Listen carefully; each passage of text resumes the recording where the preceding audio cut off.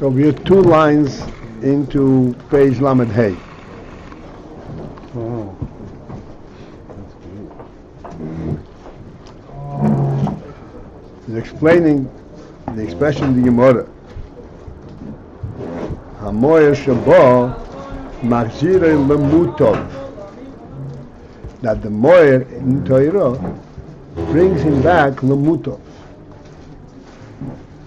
The Moyer, and this we're simply going to describe the meaning of the Moyer is present. Moyer means the luminary itself, the source of the light. The source of the light is contained in Torah. And this is what brings him back Lemutov. And now he explains, Mutov means to good, basically. It says Mutov means not the revealed good. Mutov means the source of the revealed good. The good from which all other good is drawn. It's a grammatical construction. Mutov instead of Mutov, if we would translate it grammatically, it means that which makes the good. not permissible, that which makes good. No. That which creates good. Right. Mutov, it depends how you. Clearly, it is not a grammatical word. It's a native. Mutov means the goodness itself, that which is the source of goodness. That's what the Rebbe explains the Mutov means. Which means, and Torah is capable of bringing back even from total choshech v'ra into this Mutov. Torah is able to reach down into Ra and bring up to Mutov, to the source of good, to the exact opposite of this Ra. Okay, second line from the top, V'zehu, and that is, in other words, where is that power, that capability, where is this effect vested in? What's so special in Torah that is able to accomplish this? Mitzad shoyresh haTorah, because of due to the shoyresh haTorah, the source of the Torah, shemushreshes, where it is rooted, b'bchinas sha'ashuim ho'atzmim mamosh. It is rooted in that which is called sha'ashuim ho'atzmim, the preoccupation of the etzem itself, mamosh. As we explained, that this is part and parcel of the etzem. In the etzem itself, there is the element of chokhmah. That chokhmah is not a chokhmah, functioning chokhmah. This is a chokhmah that defines etzem.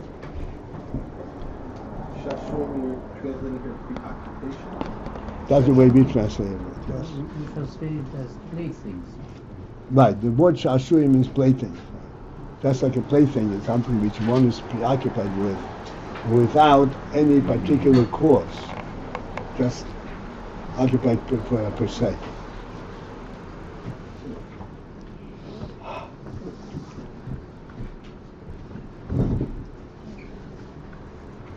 I want to explain a little bit this expression.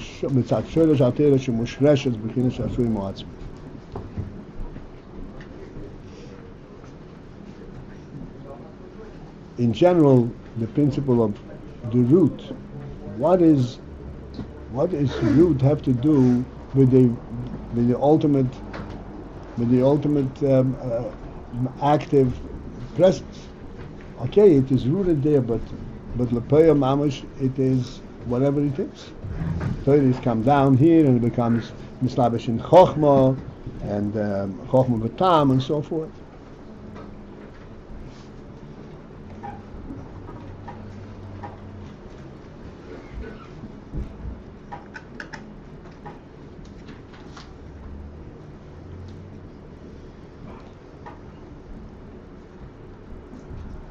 So, now try to understand it first from the muscle, the word shoyrish, the root, and then to explain it how it applies in Torah. Just like a tree has a root, That's what Shoresh principally is. There's a root. It's mushash. Where is the root? The root is deep down in the ground. Now, when you look at the tree standing up on the ground, you are trying to explain how is the tree standing. Well, it has a little bit of a broad base, and it has the branches are balancing it out. Maybe that's the way it's standing. It's standing because of its functioning situation. It's balancing itself. But then comes a wind, and the branches are shaking up and down, and then you see that's not what's holding it. There is something inherent in it to stand, not by virtue. It's not standing by virtue of what's the observable quality. And this inherent standing means like you can shake it in any direction. It's standing not because it has a presence here. It's standing because it must stand. Way beyond its presence as you observe it. This is what Shoresh HaTorah. Torah, you say, okay, Torah is Chochmah. And you say it's Mislavish and Chochmah, in Seichel V'Tam. And this is what's holding the Torah. This is what the Torah is based on, is representing. But then, this is what we're explaining. The power and the strength that Torah exhibits is way beyond its reasoning. Way beyond that quality, how it applies, so to speak, in a living environment. There is something fundamental about it. Something fundamental beyond the world in which it is recognized, where it is functioning.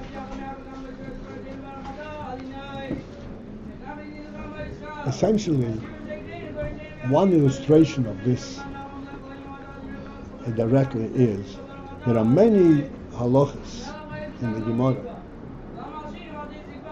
that the halacha is stated, and the Gemara asks a question that seems to be shaking this whole halacha and refuting the principles of this halacha. And the Gemara says, no, but this is how the halacha is. In other words, it is not based on its presentation, on its presence. There is a shoresh. It's based on a reality that is beyond presentation. That's it. Like we mentioned yesterday, that the Asor Halugi Malchus, what we say in the Kippur. So the Malachim started screaming, what's going on over here? It's contrary to the principles. And Beis said, if you don't like it, there's no world. If you want my world, it's going to be the way I want it. And you have to accept it. And if you can't accept it, forget it. The whole point of the world is to represent the Meibushin Atzmus. If you can't take Atzmus, then you're not a Kedif.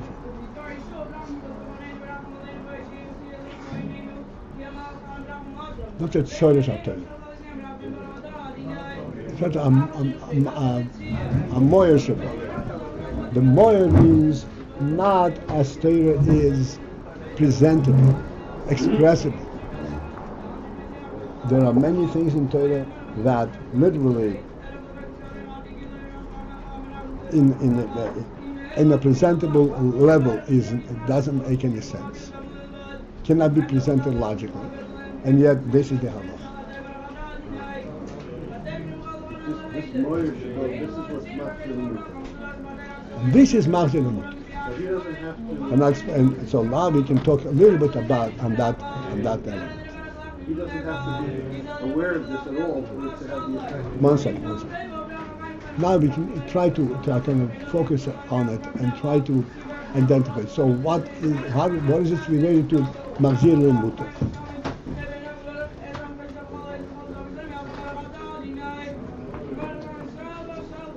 Exactly what happened over there, what you mentioned about the Asor HaRogi Malchus. Asor HaRogi Malchus didn't make any sense. And the Malachim screamed, what's going on? Zuteira v'Zuschon. And the response Milmaila was, this is Gzera Milmaila. Kibluho, accept it. Accept it. So what happens if you accept it? So this is the point. And this is what we spoke about yesterday, accepting. Accepting does not mean that I'm closing my eyes. Okay, it's your world, do with it whatever you want. That's not accepting. That's ignoring reality. I have no power against you, so you are all powerful, so what am I going to do? I protest, but I cannot help myself. That's not kablu, that's not accepting. Accepting means that I recognize there is something totally beyond my understanding. Not only that I cannot understand it, but it is in essence beyond my understanding. And I accept it. That's what I want. I accept it. This means accept it. So when one learns Torah, and he's got all kinds of different problems, he fell into darkness. But he learns Torah. And he recognizes, hey, here is a problem Torah that somehow I have to accept it. That's part of Torah. This acceptance eventually is mevatel the whole evil. The whole what? Huh? Mevatel the whole what? The whole evil, the whole ra. The whole evil.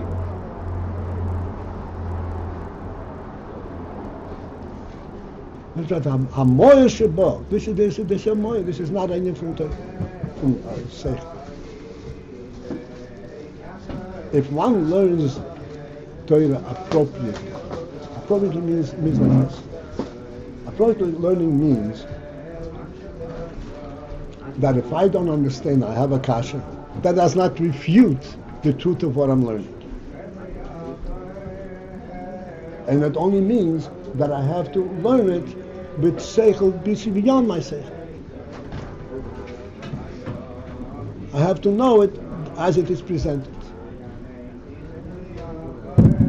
As we spoke yesterday, maybe it gives the koiches to know that which we cannot understand.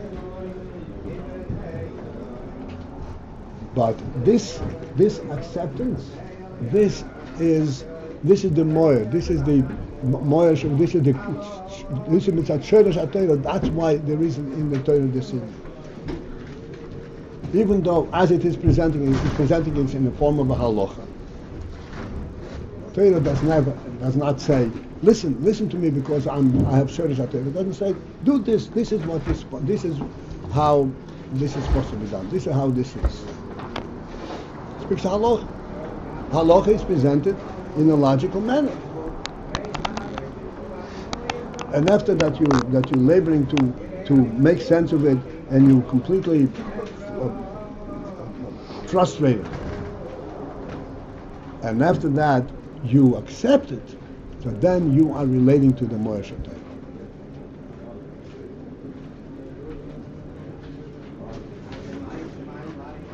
This is Chassidus. Chassidus is also Torah, even though we're talking about always trying to explain it logically and so on. Chassidus has the power of Torah. There's no question about it. This is the Gnimzat Torah. And we always explain that the only way to learn Chassidus, particularly learn Chassidus like AyinBase, we have to always remember that we have the teacher in front of us. And essentially, That we have? the teacher, the Rebbe. That's the basis upon which we are learning this and accepting it. And then we labor to make sense of it a little bit. We should kind of seep through a little bit, be absorbed a little bit. But essentially, we're learning what the Rebbe is telling us. You're supposed to accept that. And is that the Moyer? The Rebbe's the Moyer. The Rebbe is the Moyer. Oh, wait a second. I forgot to dial in. So you dialed the No, conference? Shlomo called me. I'm sorry. Let me dial the conference. Shlomo? Yeah, great. You will. I'm sorry. Yeah. So Shlomo is not as specific as me.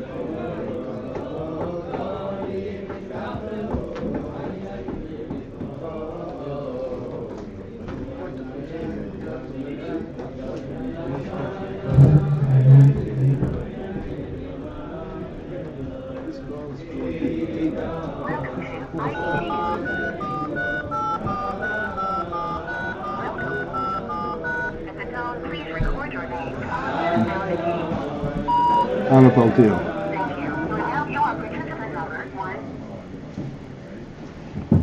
What was the last thing you said? If you have both and that's the way you're supposed to accept it. What was the last thing you said?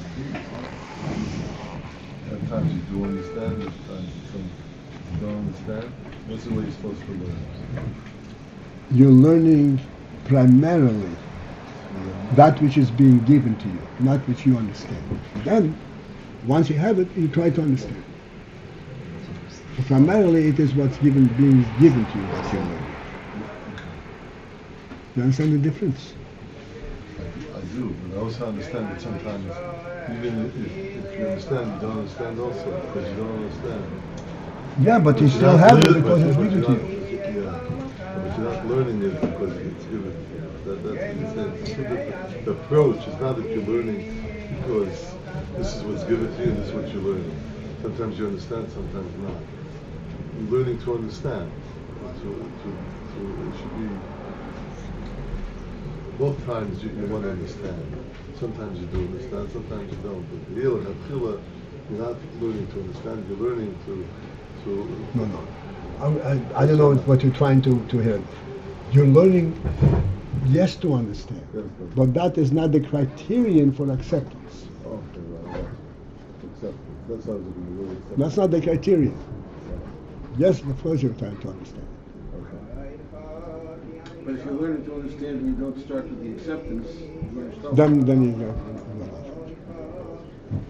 It's like That food. comes before. Food. Acceptance, not food. There's a food and there's a taste of the food. Understanding is like the taste. If you're going to identify food by its taste exclusively, what are you going to have?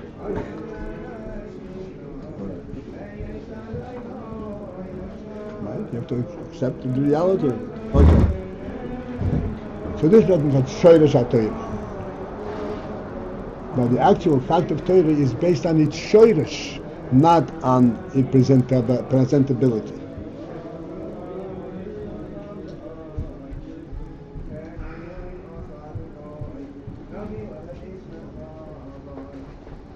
Okay, so let's go on.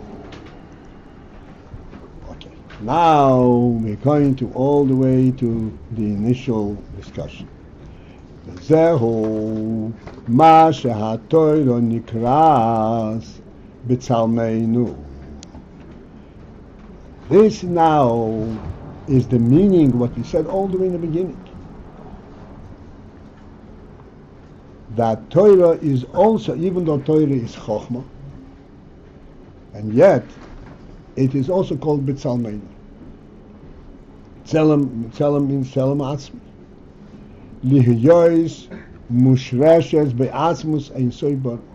And you say, even though it's Chochmah, because this already is pretty distant from Atzmus, you would think? Is that the point of what you just said? Yeah, it's not Tzelmeinu.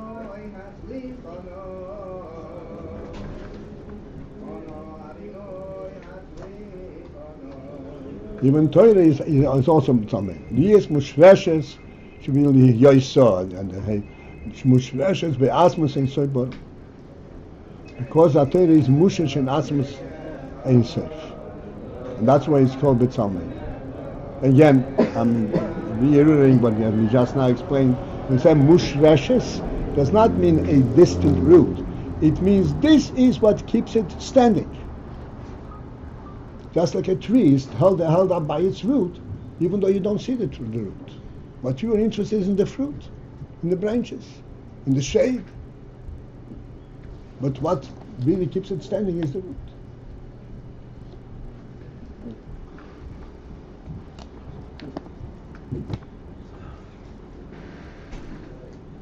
Inyan betzalmeinu tzuro atzmis.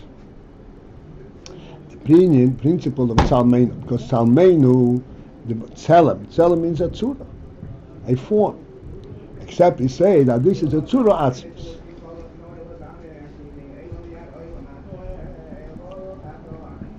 It's a form, but it's a form that has an atzmius to it.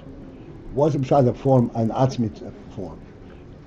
It's kind of a contradictory, because atzmus has no form. Form is the concept of form we can readily understand in oil, the way that it affects, the way that it functions. But atzmus is not a function. So what's meant tzura atzmus?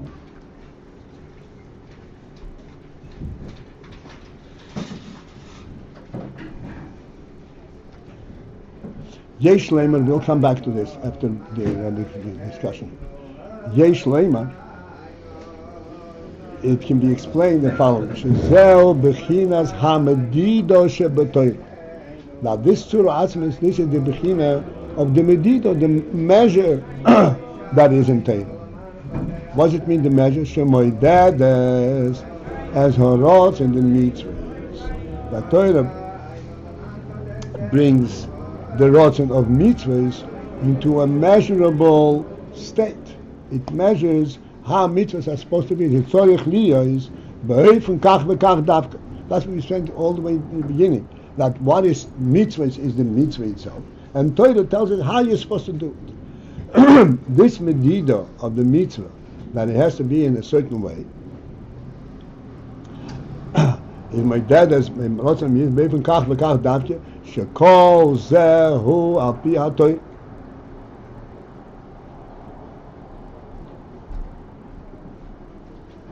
Now this measure in the mitzvah is al pi hatoy.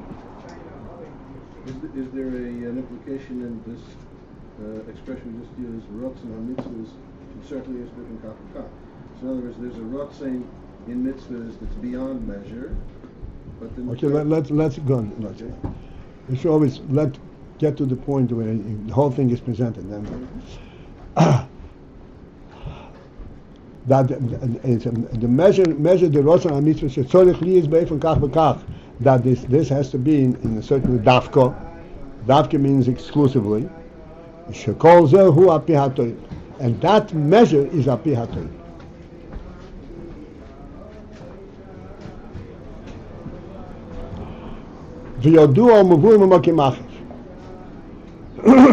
Excuse me. It's known, and it is also explained elsewhere. The medida zois, this measurement, ein ze medidas ha'oir. It is not presenting the measurement of the light. Again, we'll explain after we have the whole thing presented. Hainu, which would mean Hagbola beho'oir, the limit in the oil. The oil from Yumshach. What should be the manner that this oil should be drawn? That the oil has to be brought down in a miut v'tzimtzum, in a lessening and a contracted manner. The oyer here is the same as rotzen? What? Oyer here is the same as the rotzen. One more second. What is the Rebbe saying over here? Something like that. Okay. To understand this, I want to take you back to the last words of the previous line. Shekol zehu al pi hatoyra. The measurement are api ha-Torah, according to the Torah. What's meant api ha-Torah? If you're measuring the rotzen, if you're presenting the rotzen, it should be api ha-rotzen, not api ha-Torah.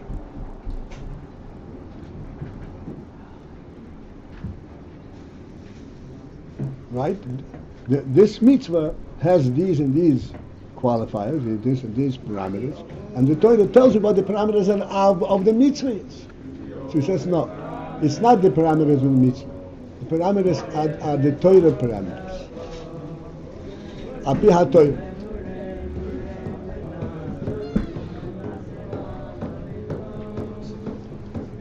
How would it be, you would just get it in kind of a perspective.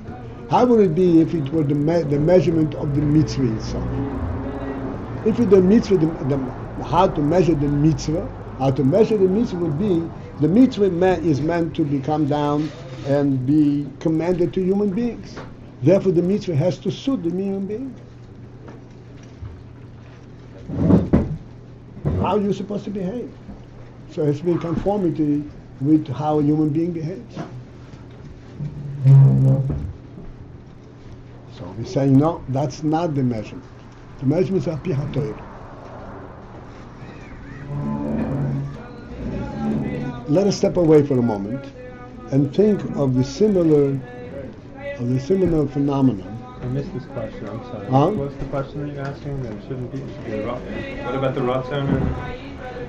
If it were the measurement of the rotzen of the mitzvah, then it would be much more in conformity to the person to whom the mitzvah is given. You say no, it is according to the Torah rather than according to the rotzen. The limit of the rotzen. Let's project this in a different arena. Let's say on a simple, on the human arena.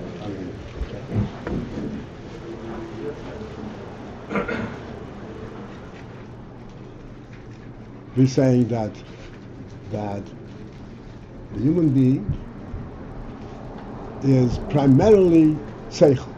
And we said before, the nefesh is seichel, nefesh is sichos. Primarily is seichel. What do you mean primarily seichel? He lives from his heart. What makes a person act? His midas. A person cannot act out a seichel. He can act out a midah.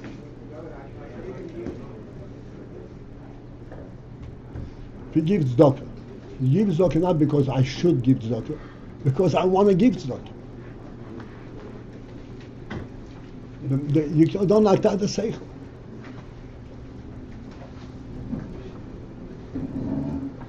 But we say no, the human being is a sichel, primarily. Kach yasolei. Kach yasolei, yeah. So, what is that the human being is a sichli primarily? It means that yes, indeed, he acts and brings the seichel down to midas, all the way to machshava dibur u'maisa. But what is the primary force behind it? What makes it happen? Why does he do it? Because the seichel says it should be done. When a person is acting because of his feeling, he's saying it's a very nice act. It doesn't qualify as a human act. But we'll still take it together. Huh? But we'll still accept the contribution. You'll still accept the contribution. That's right. Because we believe that deep down he's still a human being.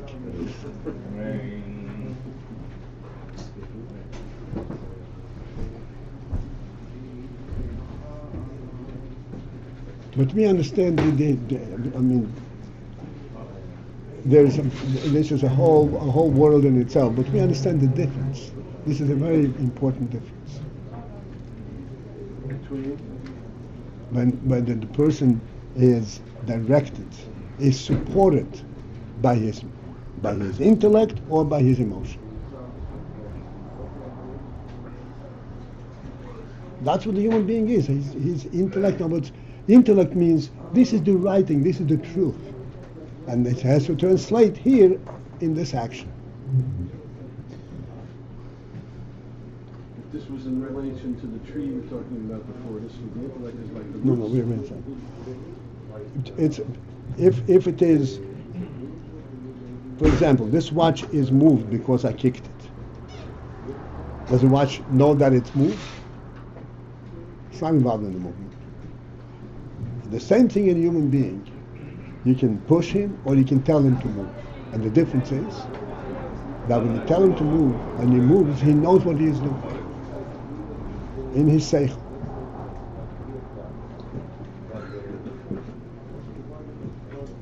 If he is just reacting, then it's not a full-fledged human act.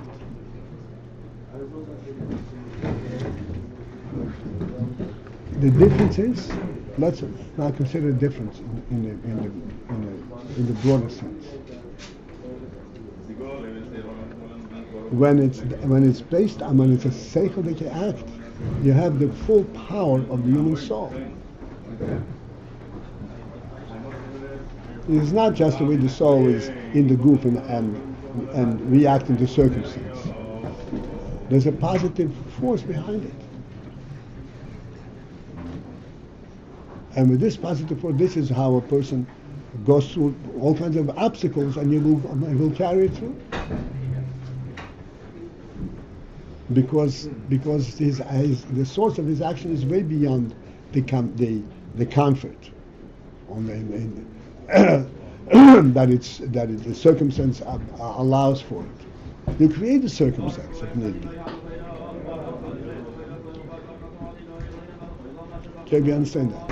This is the difference between which is that the medita is a pitoira,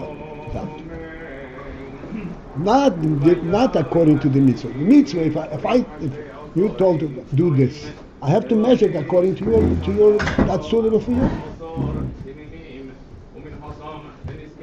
But if we say that it's a pitoira, it's a completely different statement.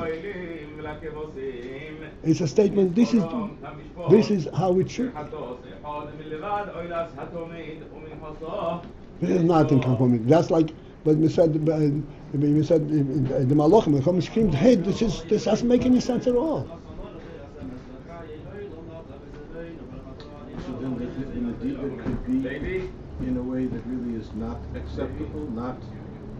Yes, that's right. It's not acceptable, and yet we accept it.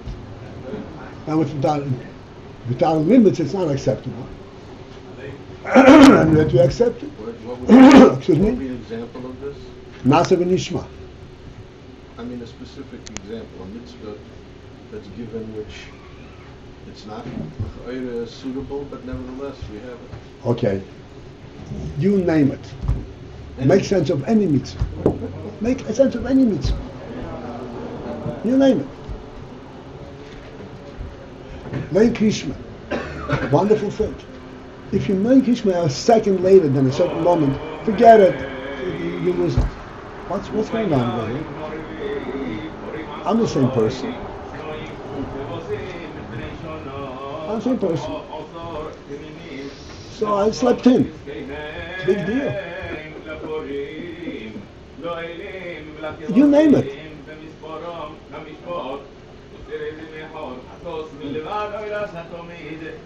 So it's just the Kabbalah soul. Huh? So it's just the Kabbalah alone that It's beyond the Kabbalah term. That's why we explained that. The Asam Nishma is greater than Kabbalah.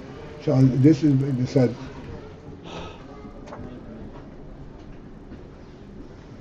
This Kabbalah soil is relating us to Atzmos, and this is Api HaTorah. Api HaTorah, there is not the will, do it this way. There is the reality itself. I'm going to go back to put this in perspective. Okay, relatively speaking. When we spoke about Oileg and then Chochmah.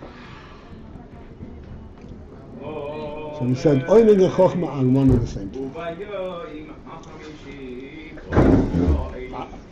Except that the Atzmus expresses itself in the Chochmah. Why? Because in Atzmus there is not just one thing, there is everything.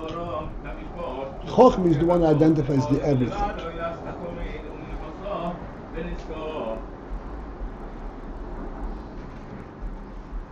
Okay, now let's proceed with this. These measurement times. Chochmah identifies the everything, and yet the everything remains different than a lot of things. A lot of things, they exist each one based on its own presence. Each one has its own place and its own right to be. Everything is a completely different reality. Each thing exists because of everything, not because of its own presence. In other words, each thing is infinite in itself, not finite. A lot of things, so each thing has its own presence. You follow this? This is the difference with, yeah? Accept it, but you follow it, right, to the point. When you say a lot of things, each one has its own little place, its own provision. Everything doesn't have a provision for anything. It has everything. That means every detail of it has an everything quality. It's there because everything is there, not because it is there. This is Torah.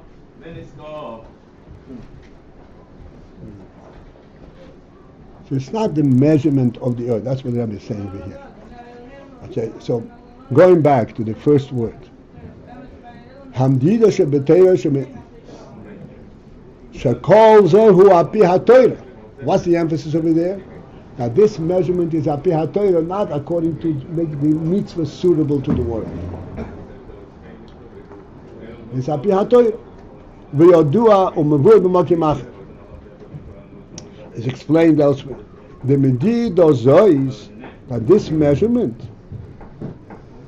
ein ze medidas ha'oir, it does not represent the measurement of the oil. Yes, it's rotzen. Yes, it's the rotzen. That which is being revealed. Hainu hagbola beha'oir. It does not represent a measure, a limit in the oil itself. Be'eze eifun yumshach, what should be the manner that this oil should be nimshach? That is, I'm limiting it. I'm giving it here into this world. I'm giving this. I'm limiting what is being commanded. That's the measurement of the oil. This would be like having a lot.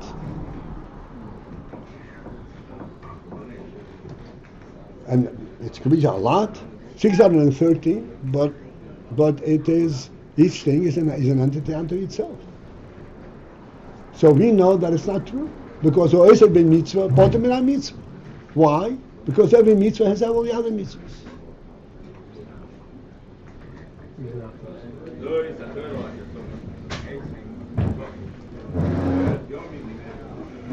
Kiyim hu b'vchinas midido atzmiyus.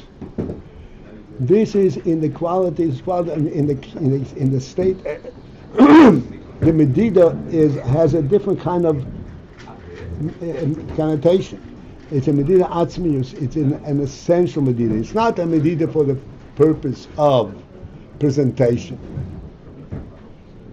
or making it possible to be given, to be presented. It's a completely different medida. It's an essential medida. This is a contradiction in terms. Huh? This is a contradiction in terms. Medida atzmius is like a contradiction. That's what we said. That there is everything. You can't say everything. If it's bli gula, how can it everything? Etzem has everything. Eventually we'll relate to it. Whether we understand it, forget it. But we relate to it. Right. The whole, and what this actually is saying is sheho etzem nimshach Shehu etzem nimshach. Shehu etzem nimdad. That the etzem is measured. Shetiyeh hamshocho be'efon kach v'kach. That the etzem itself should be presenting itself in oifon kach v'kach in such and such a manner. Which means v'hamshocho hi. What is the expression? It's a nibdad. Nibdad is what form? Is it like it does it to itself? Yeah. V'hamshocho hi. That what is nimshach, what is being drawn and given, b'chinas hu atzmo de'in sof. The etzem of ein sof. B'li shum miut v'tzimtzum chas v'sholem. The etzem is being given without any reduction and without any contraction. You can't lessen, you can't contract etzem.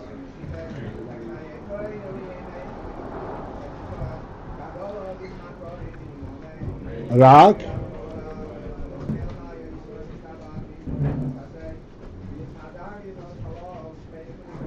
We have to finish a few lines, and then of course we'll probably learn it several days straight. But Rak except sheyesh medida, that there is a measurement be'eze oifon yumshach. What it should be, the manner in which it should be presented. Shekach all of the tzeni yizborich. Because thusly it came up in Hashem's rotzin. Behelem be'atzmus. This rotzin was not a rotzin for the purpose of presenting it to the world, to you. This is the rotzin that is behelem, contained within himself, in his etzim. Shebe'efun kozeh tiyeh davke hamshochas o atzmus. That the atzmus should be nimshoch in this manner. Omedi dozu. But then, ultimately, this measurement, it is not a limiting element, chas v'sholem.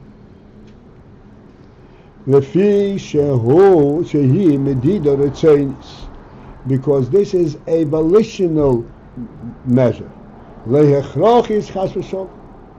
It is not a compelling element in this measure.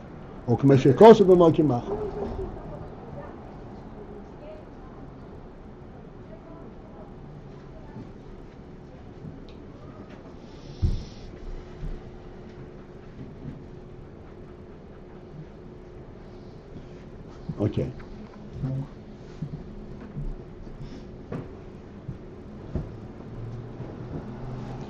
Okay. So we have a complete thing that we can discuss over here.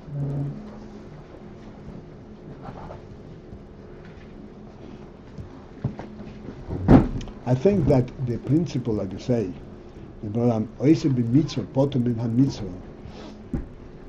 is demonstrating this in a very tangible manner. Each mitzvah has its particular thing. It's 613 distinct mitzvahs. But each mitzvah, in its distinction, in its individuality, represents the entire atzmos. The whole truth of atzmos.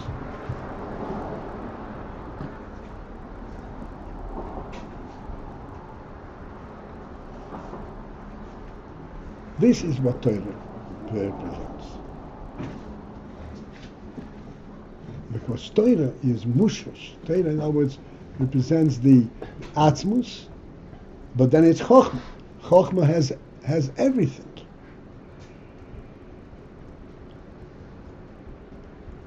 Atzmus, there is the whole thing and there is everything. Etzem is everything, has everything. I want to explain a little bit. What's the whole thing? The whole thing is like one thing, but there's a yochid and echod. Yochid means that there is nothing but him. Echod means that everything unites, that he has everything. So that's chokhmah. Ultimately, that's chokhmah. That's expressing Chol.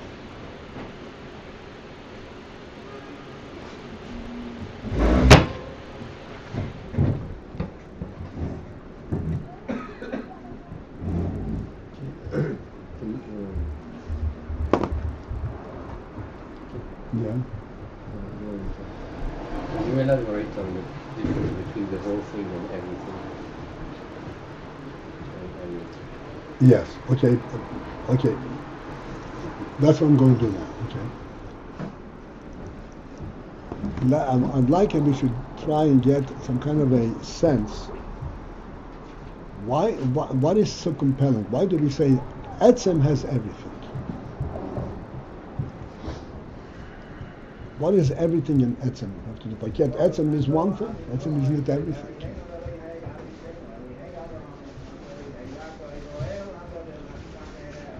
So we explained many times. You have to leave Baruch. Explained many times. For example, the Indian that we say that the sun, the China says Etz is an Etzem Behiri. I'm also for Etzem. Etzem Behiri. It's Etzem in terms of light. It's an Etzem. And what does it mean? It's an Etzem Behiri. It means that its light is not something that is functionally produced. It's not light on a functional level. It's an essential level. What's the difference? Light that's on a functional level, the light has to be nimshach, has to travel and hit the object in order for you to see the object.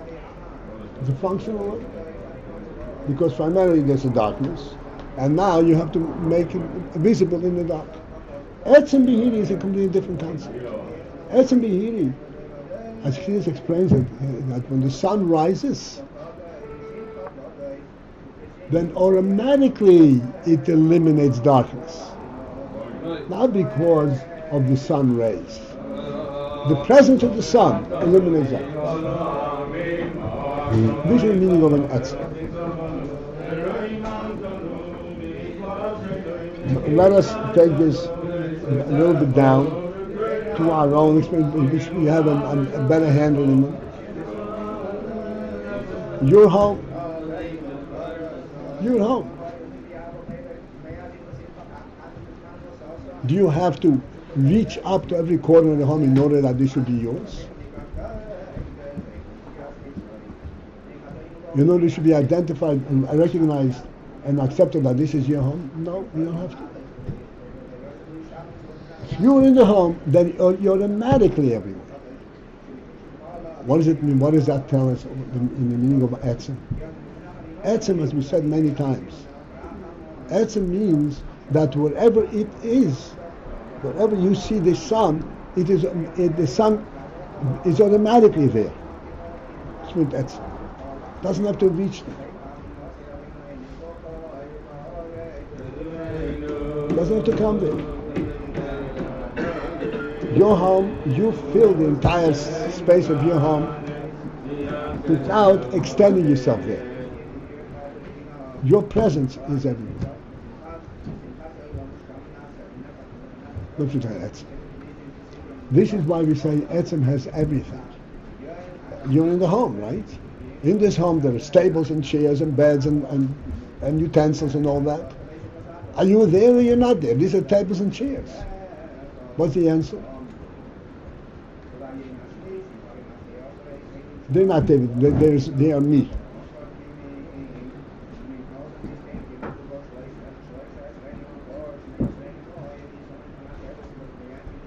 If you have two of the same utensils, and a person only typically uses one of these, can I come into your home and say, hey, you don't need this, I'll take this?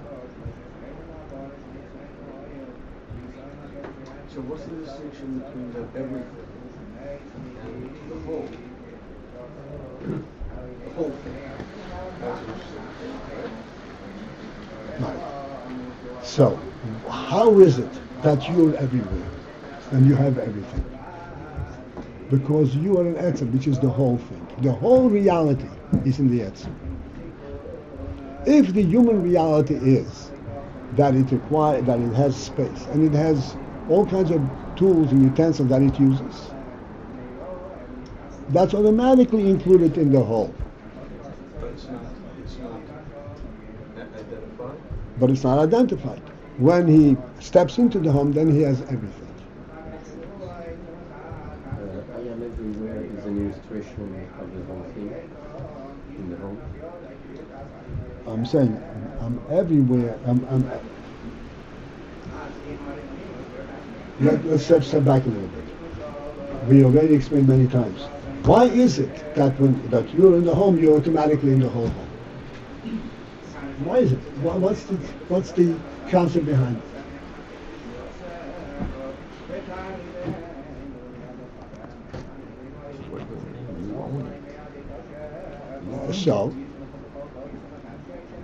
So what?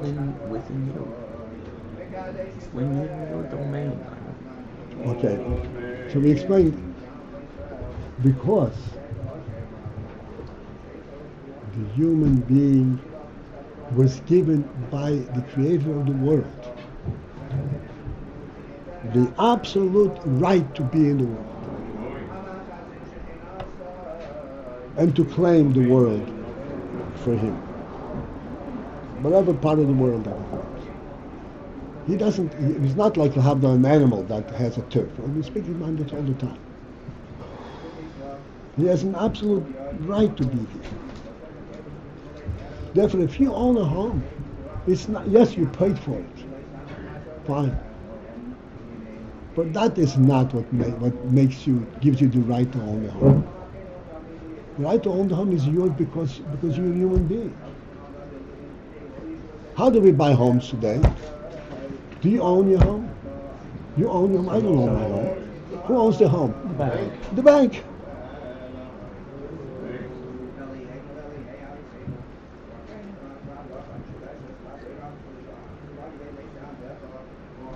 So what is the principle of you own the home? That ownership, again, that in today's crazy world we have most of everything. People bequeath their wealth to cats. Do you think there's a reality to this? You think the cat owns the wealth that was bequeathed to it? It's ludicrous. Has no right of ownership, period. Its right is only if it finds a mouse, it's allowed to eat it. That's it.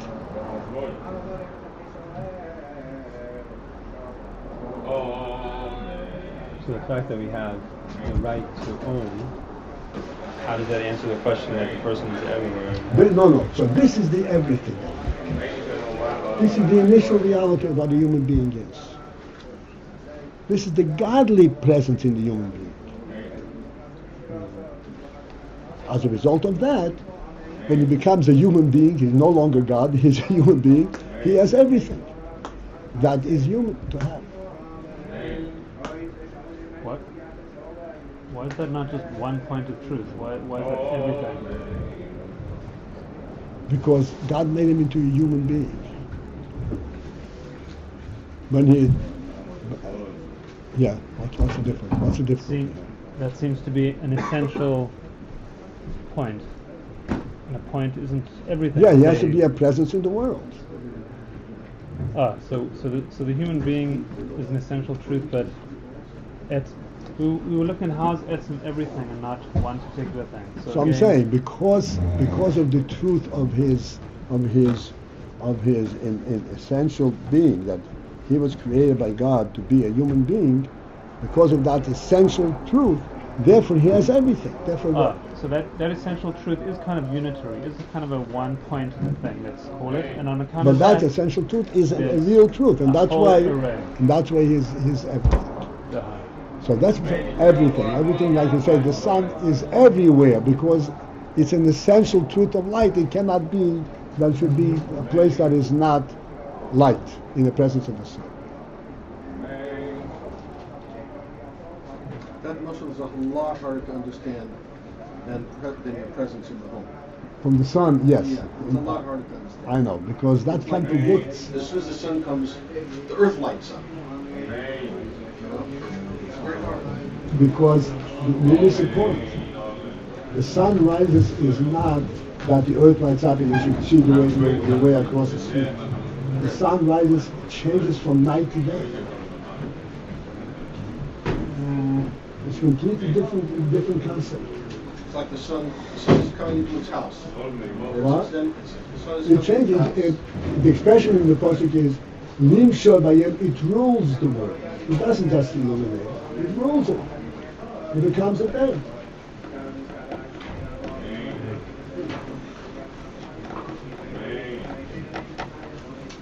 And that is a split second. In that second, the sun is ruling. Now the sun is not ruling. It's not how much light there is.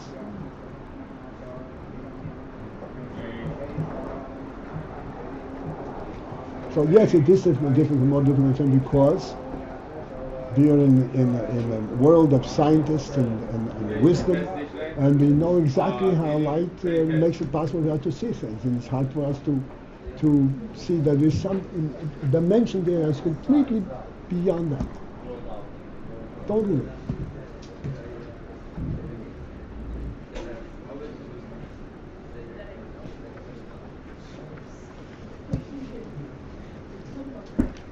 So this is what he says. Now it's not limiting the oil. It's presenting the whole etzem in a certain form.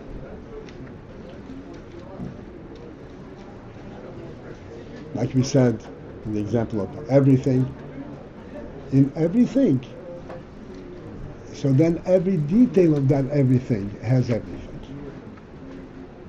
As demonstrated by the principle that Oesha b'mitzvah, potem mitzvah. Because every mitzvah is representing the atzmos. That's a morot. Therefore it has everything. Even though it has this mitzvah has this form, this mitzvah has this form.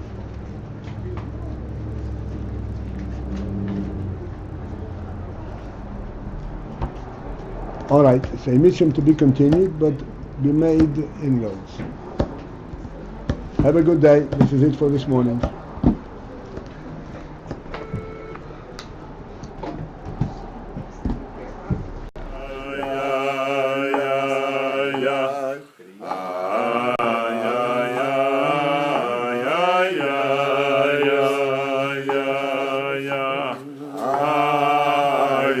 Yeah.